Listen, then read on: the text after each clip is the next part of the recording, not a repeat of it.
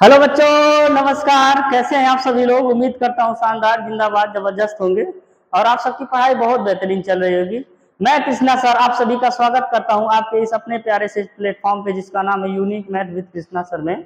तो बच्चों, हम लोग एक नई जो सीरीज शुरू की है पूरे क्लास 10th का 50 दिन 50 मैराथन सीरीज, उस मैराथन सीरीज का आज जो है क्लास नंबर 2 है और आज चैप्टर नंबर दूसरा हम पढ़ेंगे जिसका नाम है बहुपद। ठीक है, अंग्रेजी में इसको बोलते हैं क्या? पॉलिनोमियल। ये चैप्टर नंबर 2 है और इस चैप्टर का क्लास नंबर 1 है। ठीक है, तो आइए हम लोग पढ़ते हैं बहुपद। बहुपद पढ़ने से पहले हम लोग कुछ बेसिक चीजें जानेंगे, जैसे कि चर क्या होता है, अचर क्या होता है, बीजीय व्यंजक क्या होता है। इन तीनों को जब समझ लेंगे तब आपको समझ में आएगा बहुपद क्या होता है।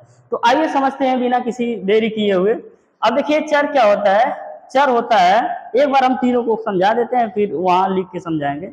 देखिए चर होता क्या है, जो हमारे संख्याएं होती हैं उसमें जो भी संख्याएं रहती हैं वो अनिश्चित रहती हैं, उसी को चर कहा जाता है। ठीक है, जैसे कि हम लोग जब आगे सॉल्व करते हैं तो एक्स वाई जेड आता है, मानते हैं उसको।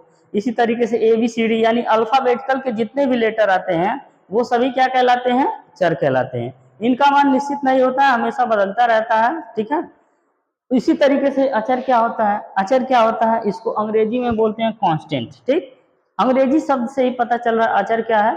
वे संख्याएं जिनका मान क्या होता है? हमेशा निश्चित रहता, कभी नहीं बदलता है, वो क्या कहलाती हैं? अचर कहलाती हैं। ठीक है, जैसे कि आप संख्या पढ़े हैं इससे पहले वाले क्लास में, सभी प्रकार की संख्याओं को आपको डिटेल में समझाया है। तो जितनी भी वास्तविक संख्या है, जैसे वो हो गई पूर्ण संख्या, हो गई पूर्णांक संख्या, हो गई प्राकृतिक संख्या, परिमेय संख्या, अपरिमेय संख्या, इसी तरीके से आपका सम विषम संख्या है, भाज्य अभाज्य संख्या, सारी की सारी संख्याएं क्या कहलाएंगी? अचर कहलाएंगी, क्योंकि वो क्या है? संख्याएं और हमेशा क्या रहती है? निश्चित रहती है। समझ में आया? इसी तरीके से बीजीय व्यंजक क्या होता है? बीजीय व्यंजक देखिए, जब चर और अचर दोनों को एक साथ मिला देते हैं और उसको संक्रिया लगाते हैं। संक्रिया का मतलब होता है जोड़, घटाना, गुणा, भाग, तो वही क्या कहलाता है? बीजीय व्यंजक कहलाता है। आइए समझते हैं चर। चर को अंग्रेजी में बोलते हैं क्या? वेरिएबल। अब होता क्या है, वे संख्याएं जिनका मान निश्चित नहीं होता है वे क्या कहलाती हैं? चर कहलाती हैं। जैसे कि मान लेते हैं कोई भी हम अल्फाबेट कर ले लेते हैं, ए बी सी डी, इसी तरीके से मान लेते हैं ले लेते हैं एक्स वाई जेड, ये सभी की सभी संख्याएं क्या है? चर है। ठीक है, इनका मान क्या होता है? जब भी आप मैथ में सॉल्व करते हैं, क्वेश्चन लगाते हैं, तो आप क्या मान लेते हैं? नहीं पता रहता है संख्या, तो मान लेते हैं एक्स, मान लेते हैं वाई, मान लेते हैं। इनको क्यों मानते हैं? क्योंकि किसी समीकरण में एक्स का मान कुछ और आता है, किसी में एक्स का मान कुछ और आता है, तो इसीलिए क्या होते हैं? अनिश्चित होते हैं और इनको चर कहा जाता है। ठीक, अब आती है बात अचर की। अचर मतलब अंग्रेजी में होता है कांस्टेंट। अब अचर होता क्या है? वे संख्याएं जिनका मान निश्चित होता है उसे क्या कहते हैं? अचर कहते हैं। जैसे जो भी संख्याएं हैं, आप पूरा का पूरा वास्तविक संख्या ले लीजिए, वास्तविक संख्या। अब देखिए वास्तविक संख्या में सभी संख्या आ जाएंगी, यानी कि आपका प्राकृतिक संख्या आ जाएगा, पूर्ण संख्या आ जाएगा, पूर्णांक संख्या आ जाएगा, परिमेय अपरिमेय सभी संख्याएं आ जाएंगी। कुछ भी आप संख्या अगर मान लेते हैं, प्लस में ले लेते हैं 3, ले लेते हैं 5, 7। ठीक, इसी तरीके से आप ले लीजिए 12, 18 ले लीजिए, आप कोई भी संख्या लीजिए, ये सब क्या है? इनका मान निश्चित होता है। अगर मान लेते हैं संख्या ले लेते हैं -5, -9, -8, अब ये ले लिए। और कोई संख्या मान ले लेते हैं 3/4 ले लेते हैं, 2/5 ले लेते हैं, करड़ी में ले लेते हैं 2, करड़ी में 3। ठीक, तो कोई भी संख्या लेंगे आप, ये सभी संख्याएं क्या कहलाएंगी? अचर कहलाएंगी। क्यों अचर कहलाएंगी? क्योंकि इनका मान क्या होता है? निश्चित होता है, कभी नहीं बदलेगा। ठीक है, अब समझिए बीजीय व्यंजक क्या होता है। जब हम चर और अचर दोनों को एक साथ मिला देते हैं और उस पर संक्रिया लगाते हैं तो वही क्या कहलाता है? बीजीय व्यंजक कहलाता है। ठीक है, लिखते हैं परिभाषा, ध्यान से समझिएगा। जब चर तथा अचर को जब चर तथा अचर को एक साथ सम्मिलित करके, सम्मिलित मतलब होता है उसको मिला के, ठीक है, एक साथ सम्मिलित करके उस पर संक्रिया लगाई जाती है। संक्रिया का मतलब लिख लीजिए क्या होता है? प्लस हो गया, माइनस हो गया, गुणा हो गया, भाग होगा, ये सभी क्या है? संक्रिया है। लगाई जाती है, लगाई जाती है तो प्राप्त व्यंजक, जो प्राप्त व्यंजक होता है क्या कहलाता है? बीजीय व्यंजक कहलाता है, बीजीय व्यंजक कहलाता है। परिभाषा से आपको क्लियर हो गया होगा बीजीय व्यंजक क्या कहलाता है। जब हम इस चर को और इस अचर को एक साथ मिला देते हैं तो जो हमारे पास प्राप्त होता है व्यंजक वही क्या कहलाता है? बीजीय व्यंजक। जैसे कि मान लेते हैं चर में ले लेते हैं x, अचर में ले लेते हैं 3x + 5। अब ये 3x + 5 क्या है? यहाँ पे x क्या है? चर है, और 3 और 5 क्या है? अचर है। अब दोनों को एक साथ मिला के यहाँ प्लस लगा दिए तो ये क्या हो गया बाबू? ये आपका हो गया क्या? बीजीय व्यंजक। अगर मान लेते हैं यहाँ पे लिख देते हैं 2xy, ठीक है, अब प्लस 5x² - 8। अब ये क्या है? 2 क्या था? अचर था। 5 क्या था? अचर था। 1 क्या है? अचर है। इसी तरीके से x y और यहाँ पे जो x आया ये क्या है? चर है। सबको एक साथ मिला दिए तो जो बीजीय व्यंजक प्राप्त हुआ वो क्या कहलाया? जो व्यंजक प्राप्त हुआ वही बीजीय व्यंजक कहलाया। समझ में आया? अब इसके बाद कुछ एग्जाम्पल लिखते हैं, बहुत सारा एग्जाम्पल हो सकता है। अगर मान लेते हैं 3x - 1/2 लिख देते हैं, 2/x = 5। अब ये क्या है? ये भी क्या है? बीजीय व्यंजक है। अब इसी तरीके से हम और कोई लिख देते हैं 2√x - 5y + 8। ये भी क्या है? बीजीय व्यंजक है। इसी तरीके से लिख देते हैं x² + 5x + 6। ये भी क्या है? बीजीय व्यंजक है ना। ये सभी की सभी क्या कहलाएंगी? बीजीय व्यंजक कहलाएंगी। ठीक है, आप लोगों को चर, अचर और बीजीय व्यंजक समझ में आया होगा। तो देखिए हम क्या करते हैं, इसको आप लोग स्क्रीनशॉट ले लिए, मिटाते हैं। अब इसके बाद हम लोग क्या करेंगे, जो अपना मेन टॉपिक है बहुपद, उसी को पढ़ेंगे। इसको पढ़ना इसलिए जरूरी था क्योंकि इसके बिना आप बहुपद पढ़ ही नहीं पाएंगे। बहुपद कुछ नहीं है बल्कि एक बीजीय व्यंजक का प्रकार ही है। समझ में आया? तो आप क्या करिए, इसको नोट कर लीजिए, स्क्रीनशॉट ले लीजिए, फिर हम इसको मिटाते हैं। उसके बाद फिर आगे की कहानी शुरू करेंगे।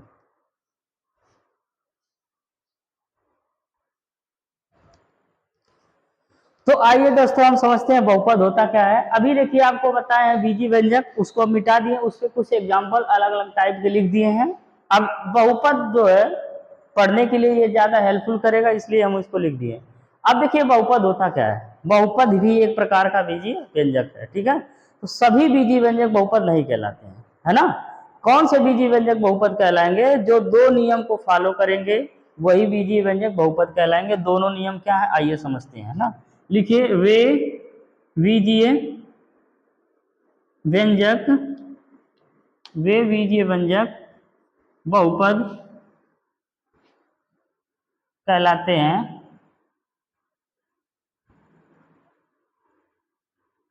ठीक है, पहला क्या है? जिनके चर की घात पूर्ण संख्या हो, जिनके चर की घात क्या हो? पूर्ण संख्या हो। तो आपसे हम ये उम्मीद करते हैं कि आप पिछली क्लास में जो है संख्याओं के बारे में पूर्ण रूप से डिटेल में पढ़े होंगे। जो आपका इस सीरीज का लेक्चर नंबर 1 था, संख्या पद्धति, उसमें आपको बताए होंगे पूर्ण संख्या क्या होता है। चलिए आप लोग कमेंट सेक्शन में कमेंट करके बताइए पूर्ण संख्याएं क्या होती हैं।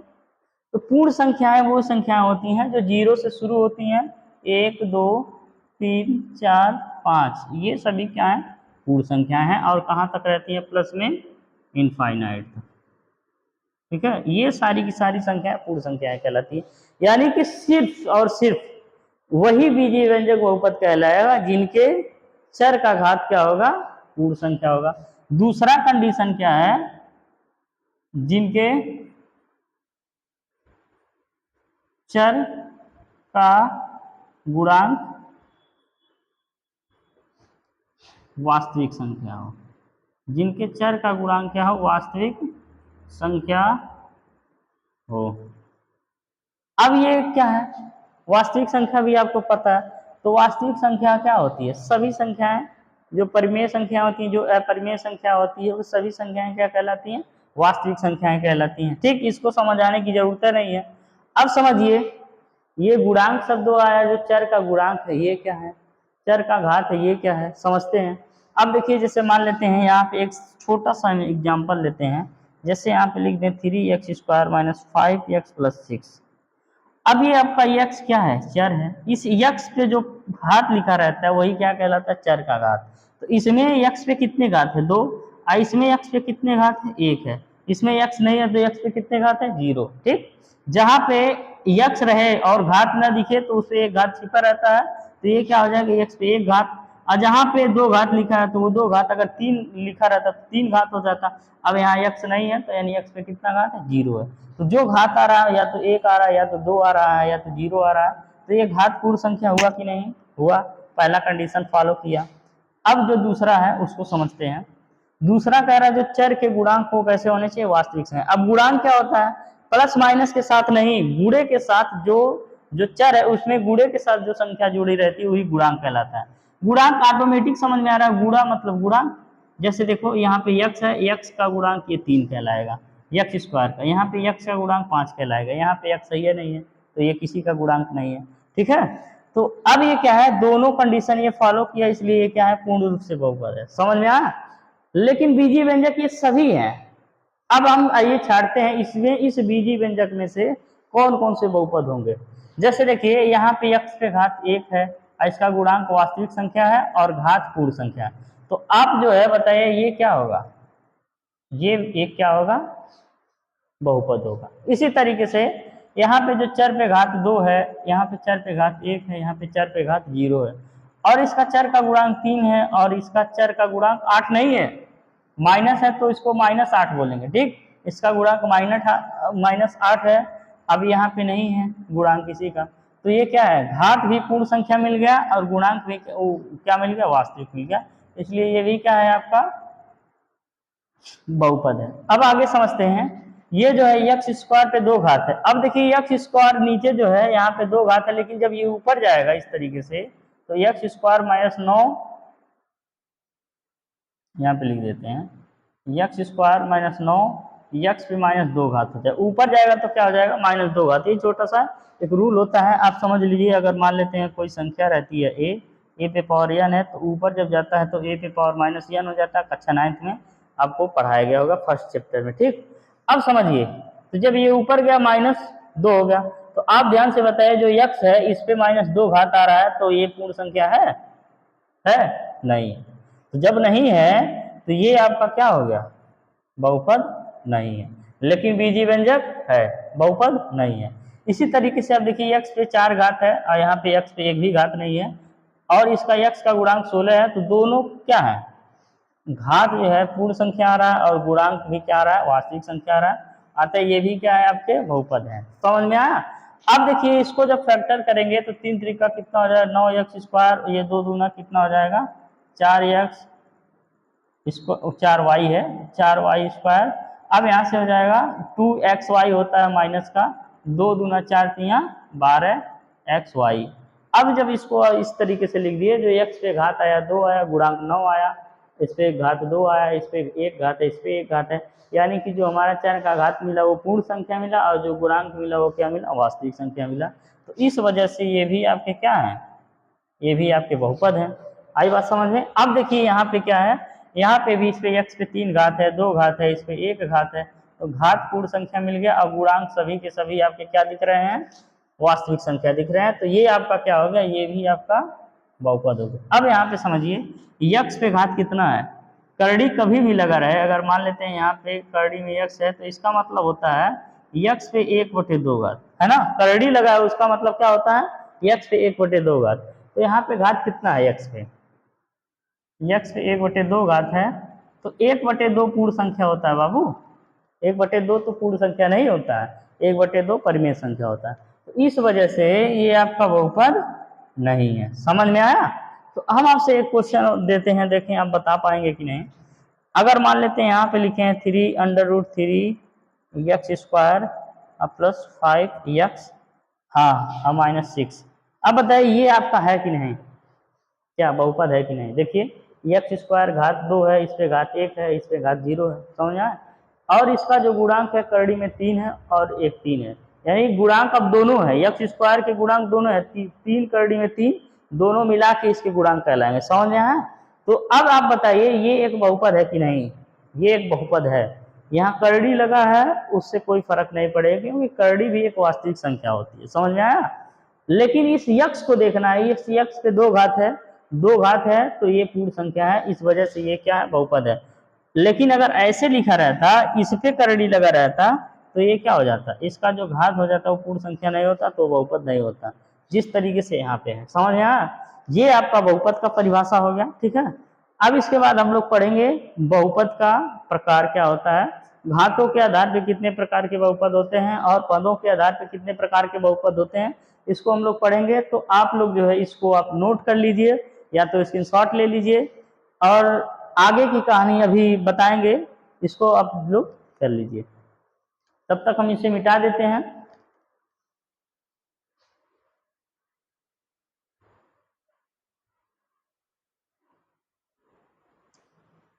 तो अब देखते हैं जो अगला टॉपिक है वो है बहुपद की घात, पावर ऑफ पॉलिनोमियल। होता क्या है, बहुत एकदम आसान है। मान लेते हैं कोई बहुपद है, ठीक है, बहुपद में चर के सबसे अधिकतम, चर के सबसे अधिकतम घात को बहुपद की घात कहते हैं। बिल्कुल ध्यान से समझिए, एक बहुपद में आप देख रहे हैं बहुत सारे घात आ रहे हैं, 2 घात, 3 घात, 4 घात आ जा रहे हैं, 1 घात आ रहा है, लेकिन हमको पता ये करना सबसे ज्यादा घात कौन होगा, तो उतने घात का बहुपद वो कहलाएगा। जैसे अगर मान लेते हैं यहाँ पे लिख दें 3x+4, ठीक, तो इस चर पे अधिकतम घात ही कितना आया, 1 आया, तो इसका घात बराबर क्या हो जाएगा, 1। इस बहुपद का घात कितना होगा, 1। इसी तरीके से हम लिख देते हैं 2x² - 5x+6। अब इसमें चर पे एक 2 घात है, यहाँ पे 1 घात है, लेकिन सबसे अधिकतम कितना है, 2 है, तो यहाँ पे घात बराबर कितना होगा, 2। इसी तरीके से मान लेते हैं, लिख लेते हैं 3x³ - 8x² - 9x और प्लस में 5। अब इसमें ये क्या है, इस पे 3 घात है, इस पे 2 घात है, इस पे 1 घात है, तो सबसे अधिकतम घात क्या है, 3 है, तो इस बहुपद का घात कितना होगा, 3। आई बात समझ में? इसी तरीके से आप मान लेते हैं, लिख देते हैं x पे 35 घात प्लस 100, ठीक। अब सबसे अधिकतम घात 35 है, तो यहाँ पे घात बराबर क्या हो जाएगा, 35। यही आपका कहलाता है बहुपद का घात, ठीक। इसको नोट कर लिए, छोटा सा एक है। अब आगे पढ़ते हैं हम लोग बहुपद के प्रकार। अब देखिए बहुपद के प्रकार होते क्या हैं, आप लोग को हम समझाते हैं बहुत बढ़िया से, इसको आप लोग नोट कर लिए होंगे।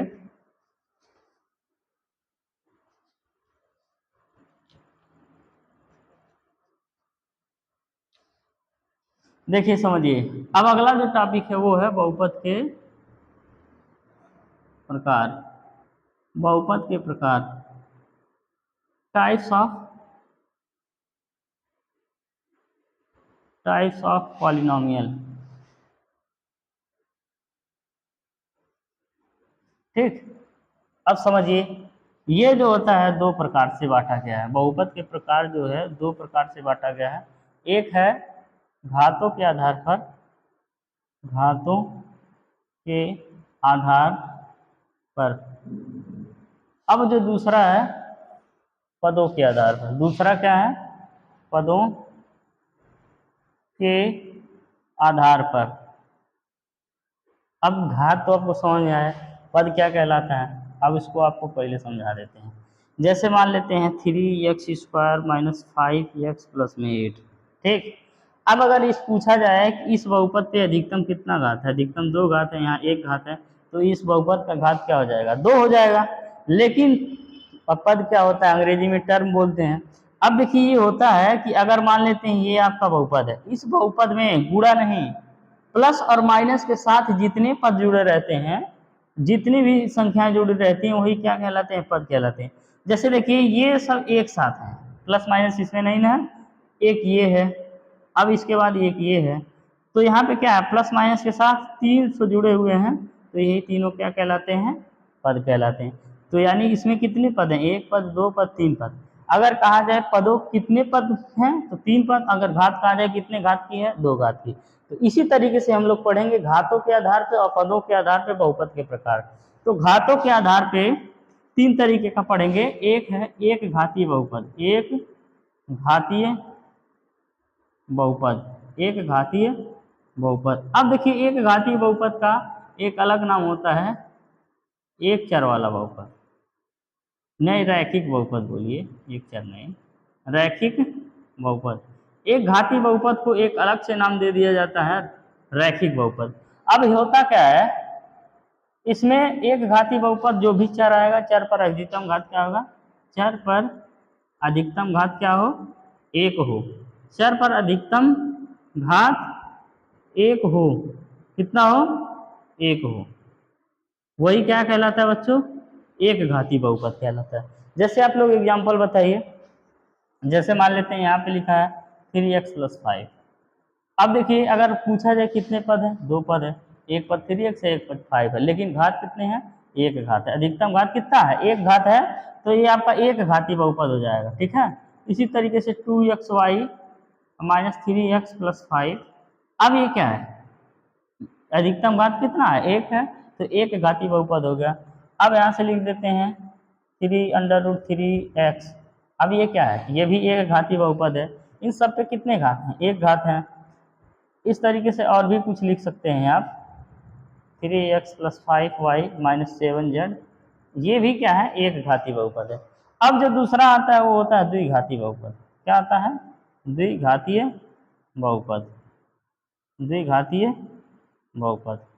तो देखिए बच्चों ये होता क्या है द्विघातीय बहुपद, द्विघातीय बहुपद होता है चर पर अधिकतम घात दो हो, कितने हो, चर पर अधिकतम घात, अधिकतम घात कितने हो, दो हो, तो ही क्या कहलाता है द्विघातीय बहुपद। जैसे एग्जाम्पल समझिए, जैसे मान लेते हैं यहाँ पे लिखा है 3x² माइनस 5x माइनस 9, ठीक। अब यहाँ पे x पे कितना घात है, दो घात, और यहाँ x पे कितना घात है, एक घात, तो अधिकतम घात कितना है, दो है, तो इस वजह से ये आपका द्विघातीय बहुपद कहलाएगा। इसी तरीके से हम लिख देते हैं 2x माइनस 5y का होल स्क्वायर। अब इसको जब आप फैक्टर करेंगे तो इसमें जो भी अधिकतम घात आएगा वो कितना रहेगा, दो रहेगा, क्योंकि ये a माइनस बी का होल स्क्वायर का फार्मूला लगा देंगे तो आ जाएगा, ठीक है। तो इसी तरीके से और भी एग्जाम्पल आप लिख सकते हैं, मान लेते हैं यहाँ पे लिख दिए 5x² माइनस 8x माइनस 7, ठीक है। अब और भी लिख सकते हैं 2x 3x माइनस 5। अब बताओ बच्चों ये क्या है, एक घातीय बहुपद है कि दो घाती, दिख तो रहा है एक एक घात, लेकिन जब इसका गुणा कराएंगे अंदर तो ये क्या हो जाएगा, दो घात का बहुपद हो जाएगा, समझ में आया। अब जो अगला है वो है क्या, तीसरा है त्रिघात बहुपद, त्रिघात बहुपद। अब देखिए होता क्या है त्रिघात बहुपद, चर पर अधिकतम घात कितना हो, चर पर अधिकतम घात, अधिकतम घात क्या हो, तीन हो, जो भी चर आता है उस पर अधिकतम घात कितना हो, तीन हो, तो ये क्या कहलाता है, त्रिघातीय बहुपद कहलाता है। अब समझिए, जैसे कि मान लेते हैं, एक कोई एग्जांपल लेते हैं 3x² 3x³ minus 5x² plus 7x plus 8। अब बाबू ये देखो चर पे एक जगह घात आया तीन, एक जगह घात आया दो, एक जगह घात आया एक, अधिकतम कितना है, तीन है, तो यही क्या हो जाएगा, त्रिघातीय बहुपद कहलाएगा। अब जो अगला आता है, मान लेते हैं एक और कोई एग्जांपल लिख लेते हैं 3x माइनस 7 का होल क्यूब। जब आप इसका फैक्टर करेंगे क्या आएगा, ये तीन घात का बहुपद आएगा। अब इसी तरीके से और एक एग्जांपल लिखते हैं, जैसे मान लेते हैं यहाँ लिख देते हैं 5x² और x माइनस 7, इसको जब मल्टीप्लाई करेंगे ये भी कितना मिल जाएगा, तीन घात का बहुपद मिल जाएगा। तो आप लोगों को समझ में आया होगा कि एक घात का बहुपद क्या होता है, दो घात का बहुपद क्या होता है, तीन घात का बहुपद क्या होता है। देखिए समझिए, एक घातीय बहुपद या रैखिक बहुपद, इनका दो नाम है, एक घातीय बहुपद उसी को रैखिक बहुपद बोला जाता है। चर पर अधिकतम घात एक हो, चर का मतलब समझ रहे हैं x y z a b c d जो भी है वो सभी क्या है, चर है, तो उस पर अधिकतम घात एक होना चाहिए। जैसे यहाँ चर आया अधिकतम घात एक है, इस पे इन दोनों पे एक एक घात है, यहाँ पे एक घात है, यहाँ पे एक घात है, सब जगह क्या है इसमें एक घात है चर पे, तो वही आपका क्या कहलाया, एक घातीय बहुपद कहलाया या रैखिक बहुपद कहलाया। अब जो अगला है वो चर पर अधिकतम घात 2 हो तो वो दो घाती बहुपद कहलाता है। जैसे x पे 2 घात आया अधिकतम, यहाँ x पे 2 घात आएगा अधिकतम, यहाँ पे x पे 2 घात आया, यहाँ पे जब मल्टीप्लाई करेंगे x पे 2 घात हो जाएगा। तो ये सारे के सारे क्या हैं, दो घाती बहुपद हैं। अब अगला है त्रिघाती बहुपद। जैसे चर पर अधिकतम घात 3 हो वो त्रिघाती बहुपद कहलाता है। जैसे मान लेते हैं यहाँ x क्यूब आया, इस पे अधिकतम घात कितना है, 3 है, बाकी सभी 3 से कम है ना, तो ये अधिकतम कितना है, 3 है, तो 3 घाती बहुपद हो गया। अब ये क्या है, a माइनस बी का होल क्यूब वाला फार्मूला है, जब इसको फैक्टर करेंगे खोलेंगे, ठीक है, तो ये क्या हो जाएगा, 3 घात बन जाएगा, समझ में आया। इसी तरीके से जब इसका मल्टीप्लाई करेंगे इस x में तो ये भी 3 घात का बन जाएगा। तो इस सभी के एग्जाम्पल क्या हो गए, 1 घात बहुपद, 2 घात बहुपद, 3 घात बहुपद के एग्जाम्पल हो गए। अब हम पढ़ेंगे पदों के आधार पर एक पदी बहुपद, ठीक है, एक पदीय बहुपद। इसके भी 3 प्रकार पढ़ेंगे हम लोग। पहला एक पदी बहुपद। एक पदी बहुपद क्या होता है, जिसमें अधिकतम पद क्या हो, अधिकतम एक पद हो, घात कितने भी हो सकते हैं, 1000 घात हो सकता है, उसे कोनो मतलब नहीं है, सिर्फ पद कितने होने चाहिए, एक पद होने चाहिए, वही क्या कहलाता है, एक पद, है ना, अधिकतम एक पद हो वही क्या कहलाता है, एक पदी बहुपद। देखो बाबू, आप लोग कक्षा 9th में अगर बहुत ध्यान से पढ़े होंगे तो ये सारी चीजें आपको पढ़ाई गई, सब की सब चीजें कक्षा 9th की हैं, ठीक है, 10th में भी जानकारी दिया हुआ है। तो आप लोग बिल्कुल चिंता मत करिए, अगर मान लीजिए 9th अच्छे से नहीं पढ़े हैं तो यहाँ पे हम जब बेसिक बताते हैं किसी चैप्टर का, तो कक्षा 8, 7, 9 जो भी रहता है उस सबसे रिलेटेड जितनी बेसिक चीजें रहती हैं उसको हम यहाँ क्लियर करते चलते हैं। आप जाके कक्षा 9th का किताब देखेंगे, बहुत डिटेल में ये सब दिया हुआ है, और 10 में भी दिया हुआ है, लेकिन 10 में थोड़ा आगे है। अभी क्या है, अभी ज्यादातर इसमें 9th का ही हम लोग पढ़ रहे हैं, समझ में आया। तो दोनों पढ़ना जरूरी है, क्योंकि जब तक आपको बेस नहीं पता रहेगा तब तक आगे कैसे पढ़ पाएंगे। तो इसीलिए आप क्या करिए, बहुत ध्यान से समझिए, बिना किसी बात की चिंता किए हुए। 9th चाहे आप सही से पढ़े हो चाहे ना, यहाँ पे हम आपको कवर कर दे रहे हैं। अब देखिए क्या होता है, एक पदी बहुपद, जिसमें अधिकतम एक पद हो वही क्या कहलाता है, एक पदी बहुपद। घात कितना हो जाए, जैसे मान लेते हैं यहाँ पे लिख दिए हैं 10x पे 35 घात, घात कितना है 35, और इसका गुणांक क्या है 10। अब ये क्या हो गया, एक पद का बहुपद हो गया, प्लस माइनस के साथ जुड़ा नहीं जुड़ा। अब कोई जरूरी नहीं है कि मतलब इतना छोटा सा है, बहुत बड़ा भी लिख सकते हो, 2√3x y z, अभी भी ये एक का पद है। क्यों एक का पद है, आपको साफ साफ बताए हैं कि जो हमारा पद होता है वो प्लस माइनस के साथ जब तक जुड़ेगा नहीं तब तक वो दूसरा पद आएगा नहीं। इसमें क्या है, सब गुणांक में है, ठीक है, इसलिए ये एक ही पद है। इसी तरीके से अब देखिए, अगर मान लेते हैं लिख देते हैं 3x², ये भी क्या है, एक ही पद है। लिख देते हैं 100x पे 100 घात, ये भी क्या है, एक पद है। तो ये सभी क्या है, एक पदी बहुपद है। अब दूसरा क्या है, द्विपदी बहुपद। दूसरा जो आता है वो क्या होता है, द्विपदीय बहुपद, द्विपदीय बहुपद। अब समझिए द्विपदीय बहुपद क्या होता है, जिसमें अधिकतम, जिसमें ऐसा बहुपद, थोड़ा शॉर्ट फॉर्म में लिखा रहे हैं, इसका पूरा परिभाषा ये हो जाएगा, ऐसा बहुपद जिसमें अधिकतम 2 पद होते हैं वो दो पदी बहुपद कहलाते हैं। अब देखिए, जिसमें अधिकतम क्या हो, 2 पद हो, जिसमें अधिकतम 2 पद हो वही क्या कहलाते हैं, दो पदी बहुपद। जैसे मान लेते हैं यहाँ पे लिख दिए हैं 10x³ - 5x, अब ये क्या है, एक पद, ये दो पद।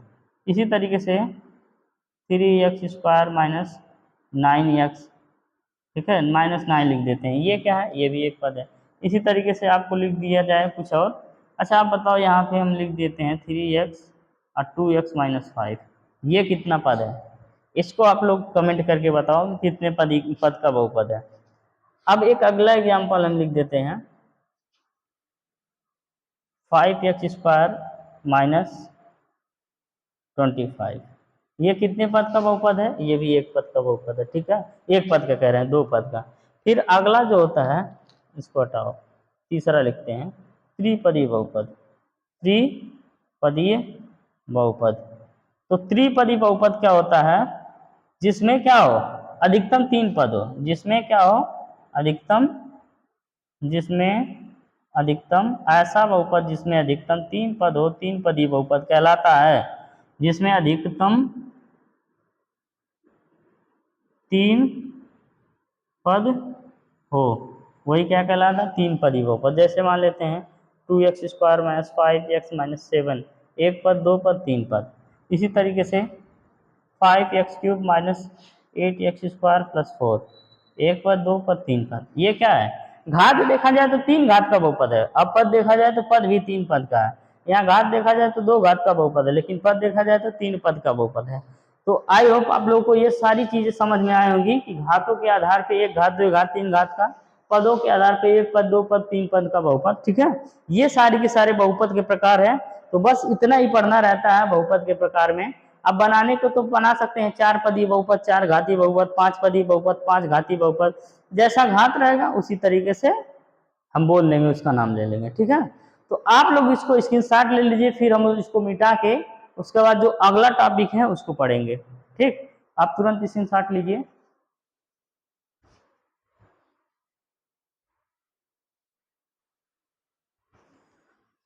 तो आइए बच्चों, हम लोग जो अब अगला पढ़ते हैं टॉपिक, वो है क्या, बहुपदों के शून्यकों का ज्यामितीय निरूपण। इसको बहुत ध्यान से समझिएगा। अभी तक जितना आप लोग पढ़ रहे थे ये सारा का सारा क्लास 9th में पढ़ चुके होंगे, और ये क्लास 9th का पोर्शन है, 10th में भी दिया था।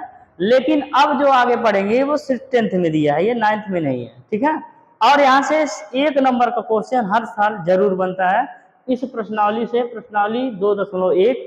इसी जो आपका डिफिनेशन हम आपको बताने जा रहे हैं, बहुपदों के शून्यकों का ज्यामितीय निरूपण, यहीं से आपका जो है प्रश्नावली 2.1 शुरू होता है। समझ में आया? यहाँ से जो क्वेश्चन बनेगा इसी डिफिनेशन पे बनेगा, और इस डिफिनेशन को हम समझ लेते हैं, उसके बाद सारा क्वेश्चन तुरंत कर डालेंगे। 10 मिनट में पूरी प्रश्नावली 2.1 आप खत्म कर देंगे। देखिए है क्या इसमें, बहुपदों के शून्यकों का ज्यामितीय निरूपण हम लोग पढ़ेंगे। तो है क्या, पहले समझिए शून्यक क्या होता है। तो शून्यक देखिए क्या होता है, कोई बहुपद है, उस बहुपद का जब मान निकाला जाता है, ठीक है, तो उस जितने घात का बहुपद रहता है उसके उतने मान मिलते हैं, वही उसका शून्यक कहलाता है। इसी का और नाम है, इसी को बोलते हैं अंग्रेजी में रूट, और हिंदी में इसी को बोलते हैं मूल बोलते हैं, शून्यक बोलते हैं, इकाई बोलते हैं। तो इसके कई सारे नाम होते हैं। तो आपको बता दें कि जब इसके आगे थोड़ा सा हम लोग पढ़ेंगे तो वहाँ पे उसको हल करके किस तरीके से शून्यक ज्ञात करना रहता है उसके बारे में हम लोग डिटेल में पढ़ेंगे। लेकिन यहाँ पे हल नहीं करना, सिर्फ और सिर्फ एक ग्राफ दिया रहेगा, उस ग्राफ को आप देख के बता देंगे ये इसकी शून्यकों की संख्या कितनी होगी, एक होगा कि दो होगा कि जीरो होगा कि चार होगा, पांच होगा, आप बता पाएंगे। तो समझते हैं होता क्या है, एक आपको ग्राफ दिया रहेगा एक्स अक्ष और वाई अक्ष। तो आप देखिए क्या, यदि किसी बहुपद px के लिए, कोई px एक बहुपद है, उसके लिए y बराबर px का ग्राफ दिया होगा। आपको क्या दिया होगा, y बराबर px का एक ग्राफ दिया रहेगा। तो इस स्थिति में हम क्या करेंगे, कोई रेखा x अक्ष पर जितने स्थानों पर प्रच्छेद करेगी, यहाँ पे x कैपिटल में लिख लीजिए, x अक्ष पर जितने स्थानों पर प्रच्छेद करती है उतने ही उस बहुपद के शून्यक कहलाते हैं। यानी कि इस तरीके से एक रेखा बनी रहेगी टेढ़, ठीक। अब उसको देखेंगे कि वो x अक्ष पे कितने जगह पे प्रच्छेद का मतलब होता है काट रही है, जहां जहां काटेगी उतने बहुपद के शून्यक बनते जाएंगे। अगर मान लेते हैं y अक्ष पे काट रही है, x से नहीं काट रही है, तो y वाले को नहीं हम लोग गिनेंगे, सिर्फ और सिर्फ काउंट किसको करेंगे, x अक्ष को। जैसे दो चार हम आपको अपनी मर्जी से एग्जाम्पल देके बताते हैं, फिर आप बताइएगा जो है इसमें कितने शून्यक हैं। अब ये ज्यामितीय निरूपण है, इसको बोला जाता है x अक्ष, यानी क्षैतिज लाइन है, ये क्या है x अक्ष। निर्देशांक जब ज्यामिति आप लोग को पढ़ाएंगे तो बहुत डिटेल में इसके बारे में समझाएंगे। ये आपका क्या होता है y अक्ष, इसको बोलते हैं क्या, ऊर्ध्वाधर लाइन, ठीक। अब ये आपका मूल बिंदु कहलाता है। अब इसके बाद हम समझते हैं, यहाँ से माइनस एक्स अक्ष होता है और यहाँ पे माइनस वाई अक्ष होता है, ठीक। मान लेते हैं एक आपको रेखा दे दी है इस तरीके से,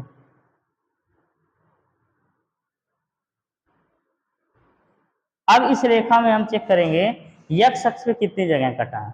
देखिए यहाँ पे जो प्रच्छेद किया ये वाई अक्ष है, यहाँ पे भी जो प्रच्छेद किया वाई अक्ष है, यहाँ पे वाई अक्ष है, यहाँ पे वाई अक्ष है। इसको बहुपद के शून्यकों में काउंट ही नहीं करेंगे, सिर्फ एक्स अक्ष पे क्या है, एक जगह कटा है, इसलिए ये शून्यकों की संख्या क्या हो जाएगी, शून्यकों की संख्या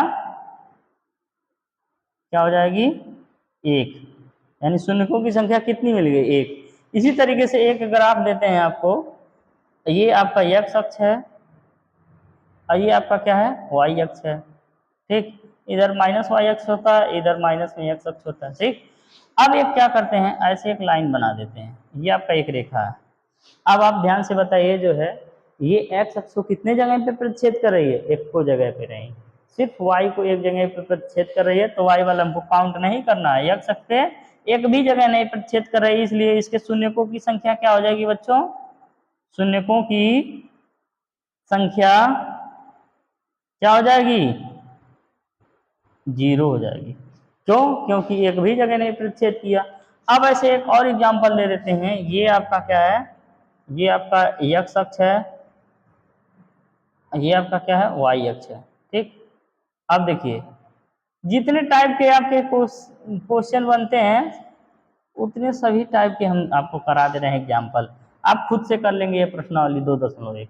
अब देखिए इसमें जो है एक रेखा यहाँ से शुरू हुई है और यहाँ पे आके खत्म हुई है। अब चेक करेंगे इसमें शून्यकों की संख्या कितनी है, एक्स अक्ष पे यहाँ एक जगह प्रतिच्छेद करें, यहाँ 2 जगह, यहाँ 3 जगह। अब देखिए ये सिर्फ एक ही काउंट होगा क्योंकि ये अंदर तक नहीं गया है। ठीक है, अभी ये नीचे गिराता है तो 2 बार काउंट होता, अब इसी से टच करते ऊपर चला गया है, इसीलिए इसको जो है सिर्फ एक बार काउंट करेंगे।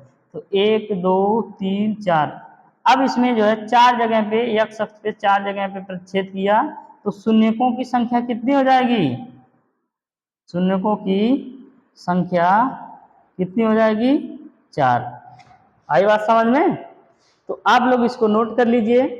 इसके बाद हम क्या करते हैं, प्रश्नावली के जितने सवाल हैं उसको इस पे बना देते हैं, आप लोग खुद बताएंगे कि कितना हो जाएगा, समझ में आया। तो एक बार नोट करिए, मिटाते हैं, फिर उसके बाद सारा एक बार बना देते हैं, फिर आपको करा देते हैं।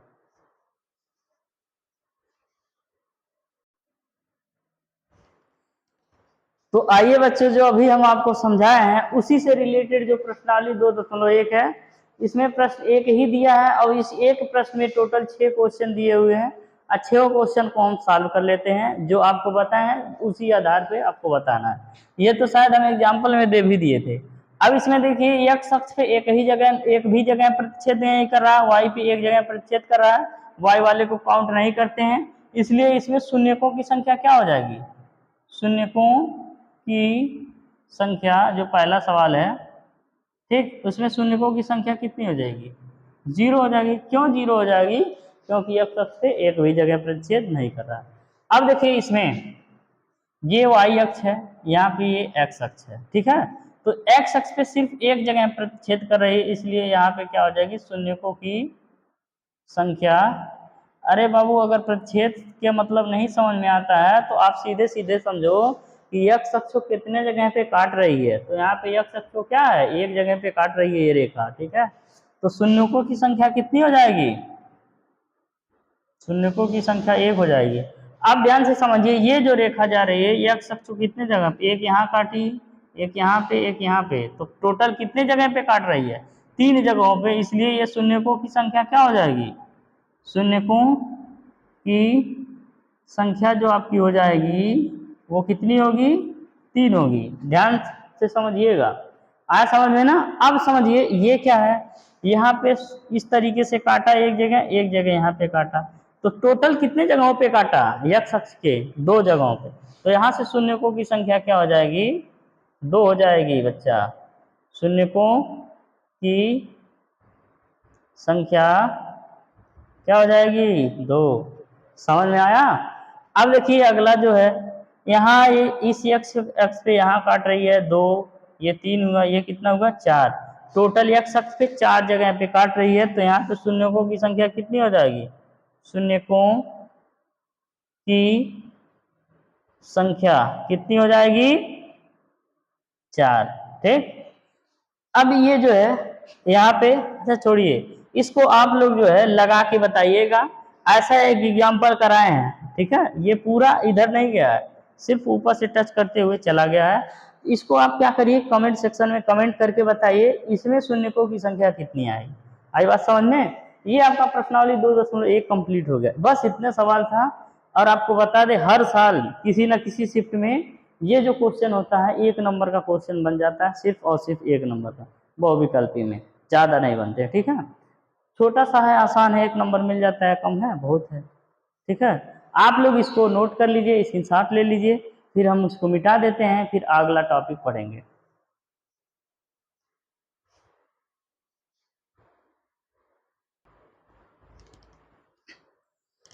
तो दोस्तों आप लोगों को ये समझ में आया होगा, ठीक है। आज के लिए बस इतना ही रहने देते हैं। प्रश्नावली आपका 2.1 कंप्लीट हो चुका है। अब जो प्रश्नावली 2.2 में हम लोग अगला टॉपिक पढ़ेंगे वो है द्विघात बहुपद के शून्य कैसे ज्ञात करना है, और उसके बाद जो उसके द्विघात बहुपद के गुणनखंड होते हैं और जो उसके शून्यक होते हैं उनके बीच में संबंध हम लोग स्थापित करेंगे। उसमें से एक बड़े क्वेश्चन आते हैं, 4 नंबर के क्वेश्चन बनते हैं, उसको अगले क्लास में हम लोग करेंगे डिस्कस, ठीक है। उसके बारे में थ्योरी और सारा सवाल एक क्लास में निपटा दिया जाएगा। कल जो होगा क्लास 3 होगा। तो आप लोगों से एक निवेदन है कि आप लोग जो है पहले दिन के पहले क्लास से एकदम बिल्कुल बने रहिए, और ये 50 क्लास आप लोग क्या करिए, देखिए, ठीक है। जब आप 50 क्लास कंप्लीट कर लेंगे, हम आपको ये गारंटी देते हैं कि आपको ऐसा एहसास होगा कि हम मैथ में बहुत अच्छा कर सकते हैं, बहुत बढ़िया नंबर ला सकते हैं। सिर्फ और सिर्फ आपको 2 काम करना है। पहला काम ये, शुरू से आप लोग एक एक क्लास को अटेंड करते रहिए, और दूसरा चीज ये है, जितना ज़्यादा हो सके उतना आप क्या करिए, प्रैक्टिस करिए, क्योंकि मैथ जो है प्रैक्टिस से ही आता है। अगर आप जो है अभी जो है 2-3 महीने लगातार प्रैक्टिस कर लेते हैं तो जो क्लास 10th का सिलेबस होता है वो बहुत आराम से कंप्लीट हो सकता है 3 महीने में आराम से। तो आप लोग जो है बिल्कुल मेहनत करते रहिए। अभी आज बस इतना रहने देते हैं। आप लोग को बहुत बहुत धन्यवाद। मिलते हैं कल, तब तक के लिए आप लोग बढ़िया से पढ़ाई लिखाई करते रहिए।